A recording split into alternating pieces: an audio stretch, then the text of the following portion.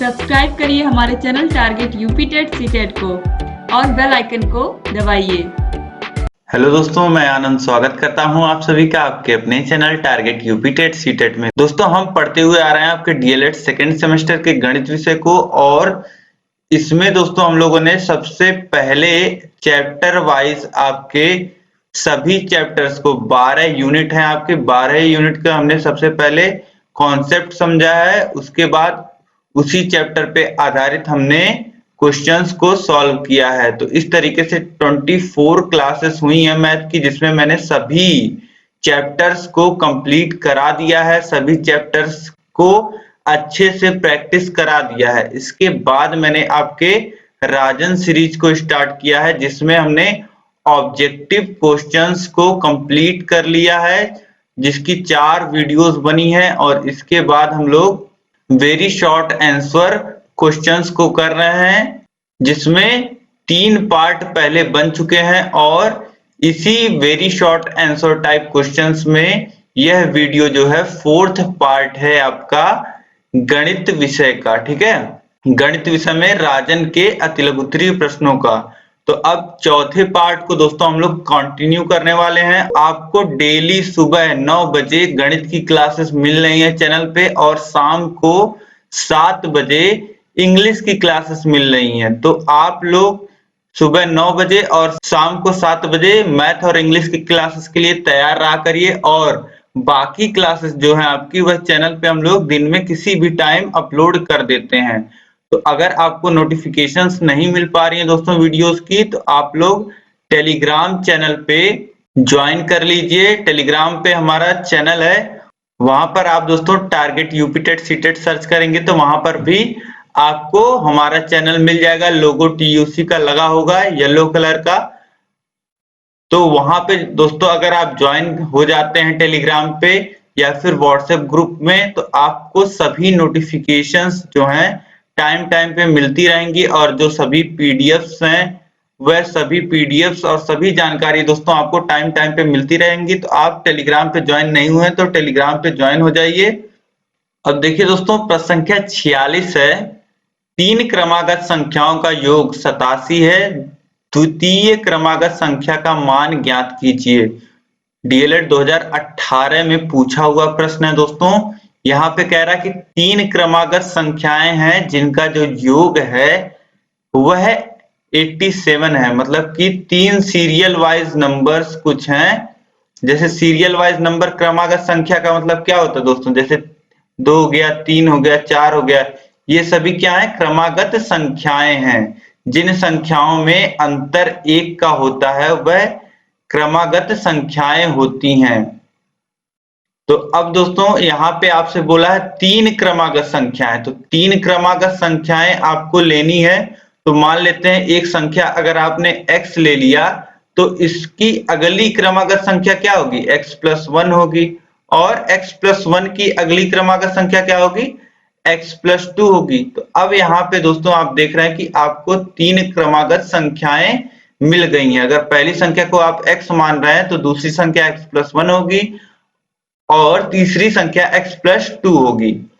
तो यही इसने यहाँ पे किया है कि माना 3 क्रमागत संख्याएं x, x प्लस 1 और x प्लस 2 है। ठीक है, तो यही यहाँ पे बोल रहा है कि अगर इन तीनों का योग जो है 87 है, तो जो दूसरी क्रमागत संख्या है उसका मान हमको बताना है। तो चलिए इसे सॉल्व कर लेते हैं हम लोग।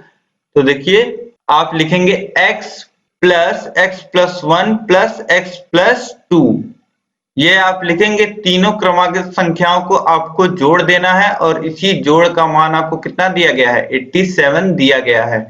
तो इनको आप जोड़ेंगे दोस्तों तो ये आ जाएगा 3x प्लस 3 इक्वल टू 87। अब इस प्लस 3 को इधर भेजेंगे तो इधर माइनस में हो जाएगा, तो 3x इक्वल टू आप क्या लिख सकते हैं, 84 लिख सकते हैं। और x इक्वल टू कितना लिख सकते हैं, 84 को 3 से डिवाइड करेंगे तो कितना मिल जाएगा, 28। तो x की वैल्यू दोस्तों यहाँ पे आपको कितनी मिल गई, 28 मिल गई। अब यहाँ पे क्वेश्चन में आपसे द्वितीय क्रमागत संख्या पूछा है, मतलब कि x प्लस 1 ये जो बीच वाली द्वितीय क्रमागत संख्या है इसका मान पूछा है। तो x का मान आपको पता है, x प्लस 1 का मान निकालना है। तो x प्लस 1 का मान कितना हो जाएगा, 28 धन 1 यानी कि 29। तो आपको दूसरी क्रमागत संख्या जो है वह 29 मिल जाएगी। ठीक है, अब देखिए दोस्तों अगला प्रश्न है 47। एक आयत की लंबाई 10 सेंटीमीटर तथा चौड़ाई 6 सेंटीमीटर है, आयत का परिमाप ज्ञात कीजिए। डीएलएड 2018 में पूछा हुआ प्रश्न है। तो दोस्तों आप सभी को पता होगा आयत का जो परिमाप होता है वह 2 गुणे आयत की लंबाई धन आयत की चौड़ाई होता है। क्योंकि आयत परिमाप दोस्तों आप सभी को पता होगा कि किसी भी आयत में अगर आप एक पॉइंट से चलना स्टार्ट करते हैं तो फिर से उसी पॉइंट पे पहुंचने में जो दूरी आपको तय करनी पड़ती है उसी को हम लोग परिमाप कहते हैं। तो ए पॉइंट से जब आप चलना स्टार्ट करेंगे उसके बाद फिर से ए पॉइंट में पहुंचने तक जितनी दूरी आप तय करेंगे उसी को क्या कहेंगे, परिमाप। तो इसका फॉर्मूला होता है दोस्तों 2 इंटू आयत की लंबाई धन आयत की चौड़ाई। तो यहाँ पे आप वैल्यूज पुट कर दीजिए। तो 2 इंटू 10 प्लस 6 यानी कि 2 इंटू 16 यानी कि 32 सेंटीमीटर हो जाएगा। अब देखिए दोस्तों अगला प्रश्न है प्रश्न संख्या 48। एक बर्तन में 7800 सेंटीमीटर क्यूब पानी है, बर्तन में कितने लीटर पानी है। डीएलएड 2018 में पूछा वो प्रश्न यह भी है। तो दोस्तों यहाँ पे एक बर्तन दिया गया है जिसमें जल की मात्रा आपको दी गई है सेंटीमीटर क्यूब में और आपको बताना है कि यह पानी लीटर में कितना होगा। तो दोस्तों सबसे बेसिक फॉर्मूला जो होता है वह आपको पता होता है कि 1000 सेंटीमीटर क्यूब में 1 लीटर होता है। ठीक है, तो अब यहाँ पे सेंटीमीटर क्यूब को आपको लीटर में बदलना है दोस्तों। तो आपको सबसे बेसिक पता हो गया कि 1000 सेंटीमीटर क्यूब में 1 लीटर होता है, यह फॉर्मूला होता है, यह आपको पता हो गया दोस्तों। तो आप यह निकाल सकते हैं कि 1 सेंटीमीटर क्यूब अगर हमारे पास है तो हमारे पास कितना लीटर होगा। तो हमारे पास होगा 1/1000 लीटर। ठीक है, 1 सेंटीमीटर क्यूब में कितना लीटर होगा, 1/1000 लीटर।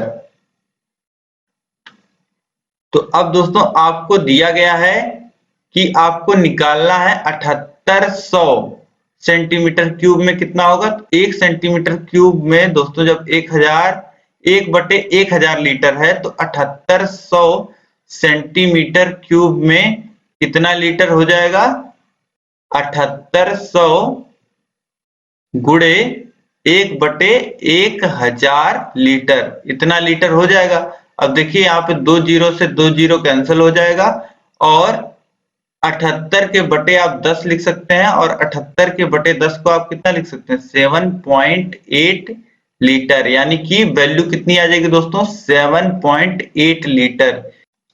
तो बर्तन में दोस्तों 7800 सेंटीमीटर क्यूब पानी होगा, यह आप लिख सकते हैं।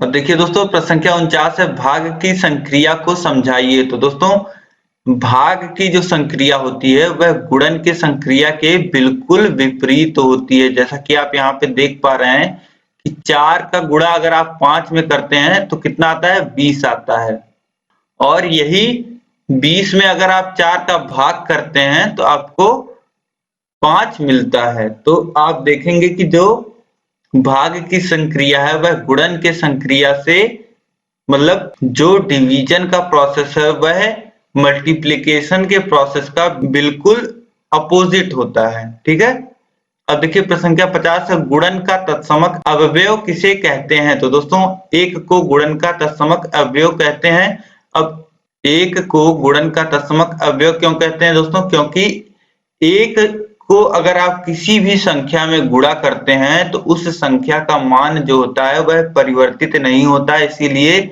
1 को गुणन का तत्समक अवयव या मल्टीप्लिकेटिव आइडेंटिटी बोलते हैं। ठीक है, अब देखिए प्रश्न संख्या 51 है साहचर्य प्रगुण क्या है। तो 3 पूर्ण संख्याओं को जोड़ते समय किन्हीं 2 का समूह पहले ही बना लें तो योगफल में कोई असर नहीं पड़ता। पूर्ण संख्याओं में यह योग संक्रिया का साहचर्य प्रगुण है। अब दोस्तों साहचर्य प्रगुण क्या होता है? साहचर्य प्रगुण का दोस्तों मतलब होता है कि जिसके स्थान में परिवर्तन करने से उसके मान में, परिणाम में कोई परिवर्तन ना आए। जैसे 2 धन 5 धन 7 लिखा हुआ है, तो दोस्तों यह कितना होता है? यह होता है 14। अब इसी को अगर आप लिख दें 2 धन 5 आप पहले कर लें, फिर धन 7 कर लें, तब भी इसका मान 14 ही आएगा। या फिर आप 2 धन 5 धन 7 कर लेंगे, तब भी इसका मान कितना आएगा?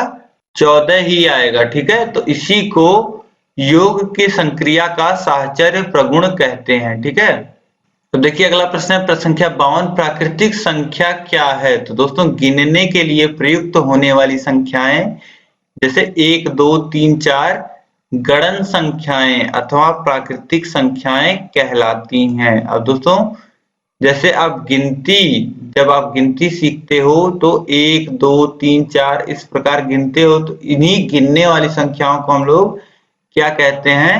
प्राकृतिक संख्या कहते हैं। ठीक है, अब प्रश्न संख्या 53 है, सबसे छोटी प्राकृतिक संख्या क्या है? तो दोस्तों सबसे छोटी प्राकृतिक संख्या आप यहाँ देख पा रहे हैं कि सबसे छोटी प्राकृतिक संख्या जहां से हम गिनती शुरू करते हैं वह 1 होती है। ठीक है, अब देखिए प्रश्न संख्या 54 है, पूर्णांक क्या है?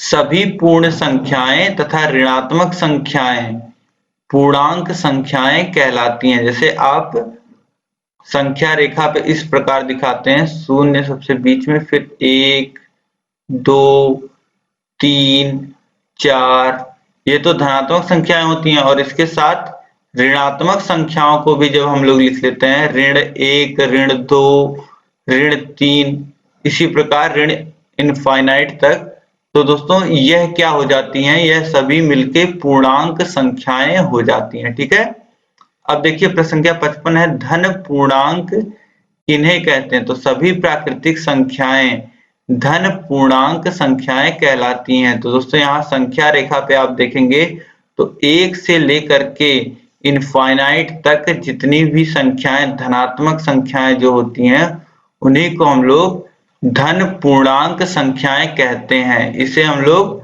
i प्लस यानी कि पॉजिटिव इंटीजर से दिखाते हैं। अब देखिए प्रश्न संख्या 56 है, ऋण पूर्णांक किन्हें कहते हैं? तो दोस्तों ऋण पूर्णांक जो इधर -1 से इधर की संख्याएं हैं, इन संख्याओं को हम लोग ऋण पूर्णांक कहते हैं। सभी ऋणात्मक संख्याएं ऋण पूर्णांक संख्याएं कहलाती हैं। इसे हम लोग i माइनस से दिखाते हैं। ठीक है, अब देखिए प्रश्न संख्या 57 है, अभाज्य संख्या क्या है? तो दोस्तों वे संख्याएं जो केवल एक और स्वयं से ही पूरी विभाजित होती हैं उन्हें अभाज्य संख्या कहते हैं। जैसे 3, 7, 11, तो ये सभी संख्याएं दोस्तों आप देखेंगे तो ये संख्याएं जो है या तो खुद से कटती हैं, पूरी डिवाइड होती हैं, या फिर 1 से। तो दोस्तों ऐसी कोई भी संख्या जो केवल 1 से डिवाइड हो या फिर खुद से डिवाइड हो, उन संख्याओं को हम कौन सी संख्या कहते हैं? उन संख्याओं को हम लोग अभाज्य संख्या कहते हैं। अब देखिए प्रश्न संख्या 58 है, भाज्य संख्याएं क्या है? तो ऐसी संख्याएं जो 1 से ही नहीं स्वयं व अन्य संख्याओं से भी पूरी विभाजित हो जाएं, भाज्य संख्याएं कहलाती हैं। जैसे 2, 4, 6, 8 आदि। अब दोस्तों ऐसी संख्याएं जो एक या खुद से अलग किसी संख्या से भी पूरी विभाजित होती हों, उन्हें हम लोग क्या कहते हैं? उन्हें हम लोग भाज्य संख्या कहते हैं। अब जैसे 8 है दोस्तों यहाँ पे, तो 8 किस से डिवाइड होता है? सबसे पहले तो 1 से डिवाइड होता है, फिर 2 से डिवाइड होता है, 4 से डिवाइड होता है, फिर खुद 8 से डिवाइड होता है। यहाँ पे आप देख रहे हैं कि 8 जो है वह एक और खुद के अलावा भी अन्य संख्याओं से भी डिवाइड हो रहा है, तो इसीलिए 8 क्या है? भाज्य संख्या है।